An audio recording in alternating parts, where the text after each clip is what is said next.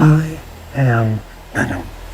गुरु coffee इंतजार के बाद मॉर्बियस का ट्रेलर 2 आ गया है, जहां ये अपने सोनीज के स्पाइडरमैन यूनिवर्स को कैसे ग्रो करेंगे उसके आंसर्स देता है और साथ ही साथ कई सारे सवाल भी खड़े कर देता है। इसका पहला ट्रेलर आया था साल भर पहले, मगर कोरोना, दारू की बात नहीं बीमारी की बात कर रहा हूं। और यहाँ पे भी भाई मॉर्बियस यानी कि माइकल मॉर्बियस को भी एक रेयर ब्लड डिजीज हो जाती है और ये सारी कहानी भी इसी की वजह शुरू होती है। ट्रेलर में बाबू साहब बताते हैं कि हम हैं डॉक्टर, हमको बहुत पहले मर जाना चाहिए था, मगर इनकी मंगेतर कम बीवी, ये अंग्रेज हमसे 4 कदम आगे ही रहते हैं। इस पोजीशन में भी इन्हें प्यार मिला और यही मार्टिन बैनक्रॉफ्ट इनका ख्याल रखती हैं। आगे पता चलता है कि ऐसे सिर्फ बाऊ साहब के साथ ही नहीं, दुनिया भर के काफी सारे लोगों की तरह मॉर्बियस की तरह ही उन्हें भी एक रेयर ब्लड डिजीज की वजह से वो सब परेशान है और इसके लिए बाऊ साहब देश दुनिया आकाश पाताल कहां नहीं घूम जाते हैं, मगर उन्हें उम्मीद मिलती है तो एक चमगादड़ों की गुफा में। पूरी बैटमैन वाली फीलिंग आ रही है, मगर उस दिन उस गुफा में उनके साथ कुछ ऐसा हुआ जिससे उनकी पूरी जिंदगी की काया पलट गई। और ठीक इसी के बैकग्राउंड में दी डोर्स बैंड का पीपल आर स्ट्रेंज गाना बज रहा है, जहां अब इसे छोटे में इस गाने का मतलब समझाऊं तो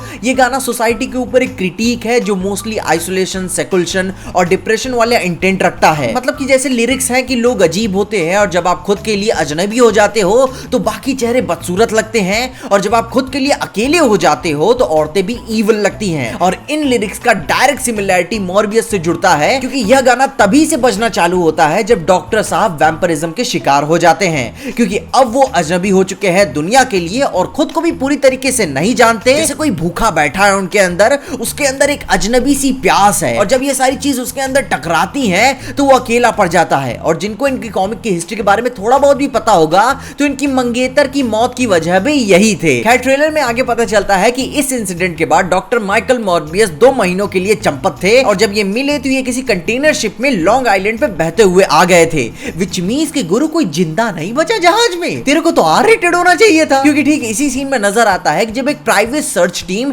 शिप को छान रही होती है तो वो उसमें से सारे बंदे एक एक करके किसी सस्ती बी ग्रेड हॉरर मूवी की तरह खत्म होते जाते हैं और यहाँ पे वो शिकारी और कोई नहीं बल्कि अपना PG-13 वाला मॉर्बियस था। इसके चेहरे को देखकर इसके सर्टिफिकेशन मिल कैसे गया? खैर हॉलीवुड का जैसा नियम है, मतलब कि खून नहीं बहना चाहिए, बच्चे डर जाएंगे, बाकी जो करना है करो। फिर आते हैं अपनी ट्रेसी गिब्सन, इनको कौन नहीं पहचानता।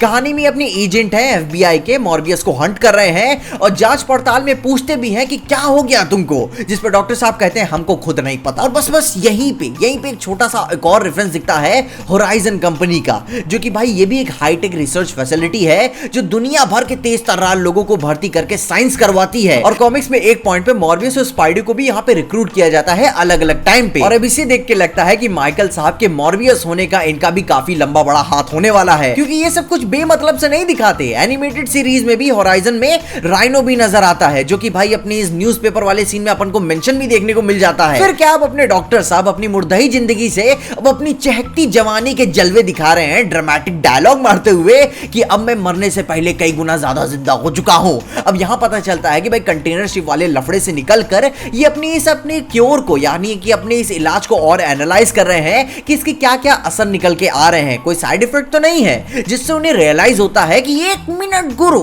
हमारी स्ट्रेंथ बढ़ गई, हमारी स्पीड बढ़ गई, चमगादड़ों की तरह देख सकता हूं। और वो सब वो डॉक्यूमेंट भी कर रहे हैं फर्दर रिसर्च के लिए। और अपने आप को टेस्ट करते करते उन्हें ये बात पता चलती है कि अपन तेज सुनने के साथ साथ तेज उड़ भी सकता है। और क्या कूल लगता है बंदा उड़ते समय, किसी और ही जोन में फ्लाई करता है, मतलब कि नॉर्मल तरीके से नहीं उड़ता है, वो भी पावरफुल स्पीड के साथ। ये ट्रेन वाले सीन में अपन तो देख ही पा रहे हैं। और ठीक उसके बाद अपन को 1 सेकंड का झलक देखने को मिलती है ऑस्कॉप की, जो कि पोटेंशियली दी अमेजिंग स्पाइडरमैन यूनिवर्स से लगता है, कंफर्म तो नहीं है, मगर ऑस्कॉप का रहना खुद ब खुद ये पूरी तरीके से प्रूफ है कि ग्रीन गॉब्लिन भी आएगा। सोनी के पास अपना सिनिस्टर 6 की भी तो वो बारात बना रहा है और भाई विलियम डिफॉय को लोग पसंद करते हैं तो उनका इस्तेमाल क्यों नहीं करेगा वो। खैर अपन इतना भी दिल नहीं लगाते हैं कि वो टूट जाए। आगे ट्रेलर में अपन को देखता है कि भाई डॉक्टर साहब की मैडम इन पावर्स की लिमिट्स पूछती हैं कि कोई तो हद ही होंगी, जिस पे डॉक्टर साहब का जवाब आता है कि मेरे अंदर कुछ है जो शिकार करना चाहता है, खून पीना चाहता है। और फिर अपन को मॉर्बियस का वही चेहरा देखने को मिलता है जो हमें पिछले साल देखने को मिला हुआ था। मगर मजा तब आना शुरू होती है कि गुरु जब उनकी मैडम की हालत टाइट हो जाती है कि किस तरीके से मैंने किस आदमी से शादी कर ली, जब उसके असली चेहरे को देख लेती है। फिर हमें मॉर्बियस के मेंटर का नजर आता है जिनसे माइकल अक्सर ही सलाह लिया करता था। मैं होप करता हूं कि पिक्चर के एंड होते होते ये जिंदा ही रहेंगे। और अब यहां से ट्रेलर का सबसे इंटरेस्टिंग बात शुरू होती है क्योंकि दोनों डिटेक्टिव्स क्राइम सीन के दौरान में सैन फ्रांसिस्को की सेटिंग का मेंशन करते हैं। अब ऐसा खूंखार काम वहां भी हो चुका था जिससे इनके बीच कोई लिंक बन सकता है, क्योंकि भाई सैन फ्रांसिस्को में है अपना वेनम। अभी मूवी इसे ऑफिशियली कंफर्म तो नहीं करती, मगर ट्रेलर के एंड में माइकल मॉर्बियस मजाक मजाक में ही खुद को ही वेनम कह रहे होते हैं। गुरु बाकी छोड़ो, मैं बताता हूं कि भाई इस यूनिवर्स में है वो, मजा ये उनका नहीं हमारा लिया जा रहा है। जब तक पिक्चर नहीं आती तब तक फंसाए हमको। डिटेक्टिव बताते हैं कि आधा शहर तुमको मारने की फिराक में है और बाकी आधा तुम्हें कंट्रोल करने की।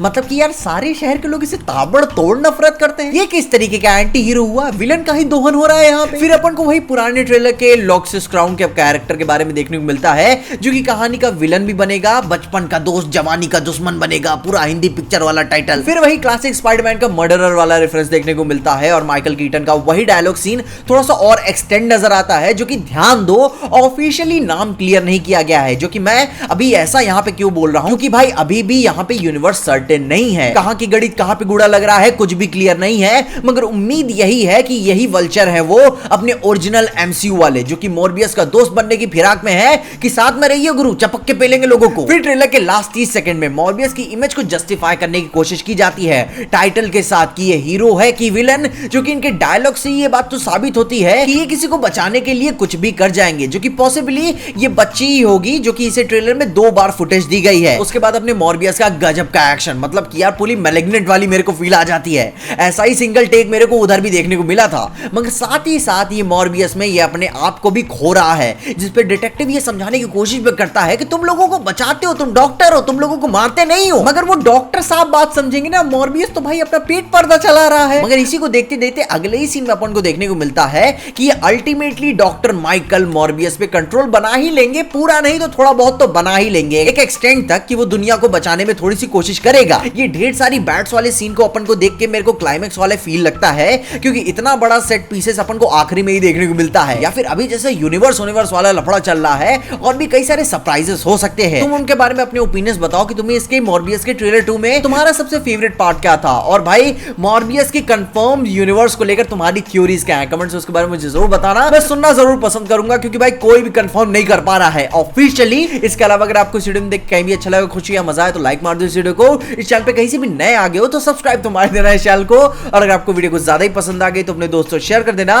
मेरे इंस्टाग्राम और ट्विटर, मेटा, फेसबुक हैंडल भी आपको नीचे डिस्क्रिप्शन मिल जाएंगे, जहां पे मैं यही सारी वीडियोस बहुत ही प्लीजिंग तरीके से एडिट करके विद कैप्शंस डालने लगा हूं। तो वहां भी मुझे चेकआउट करके फॉलो करना मत भूलना, और देखते रहिए पीजे एक्सप्लेन।